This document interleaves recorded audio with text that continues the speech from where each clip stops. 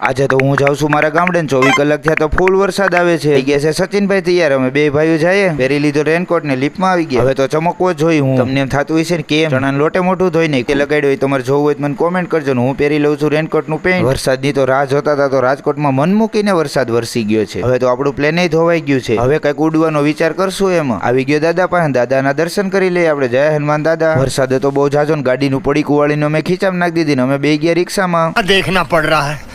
अच्छा है मैं अंधा हूं. બસ ને તો લાભ દઈ આવી ગયો રાજકોટના બસ સ્ટેન્ડે. ઈ રાજકોટનું બસ સ્ટેન્ડ એવડું મોટું છે કે બસની રાહ પણ તમે જોઈ શકો. બસની થોડીક વાર હોય તો તમે આરામ પણ કરી શકો છો. એટલે તો કહેવાય છે કે કુછ દિન તો ગુજારો અમારે રાજકોટ में. સવારમાં એટલી ભીડ છે. સુવિધા બહુ જાજી છે. પીવા માટે પાણી પણ વેચાતું નથી લેવું પડે. એ બધી વાત તો સાચી પણ હું બે જાઉં બસમાં નતર ક્યાંક મારે હાલીને જવું પડશે. મારા જેવો તો કોઈ હશે. બસમાં રેનકોટ કાઢવા માંડ્યો. બસ થઈ ગઈ છે ચાલુ ને શાંતિથી હું બેસી ગયો છું. સચિનભાઈ ઘરે ફોન કરે છે. મમ્મી પપ્પાને તો ટેન્શન થાય ને. અમે બે પાછા નાના એટલે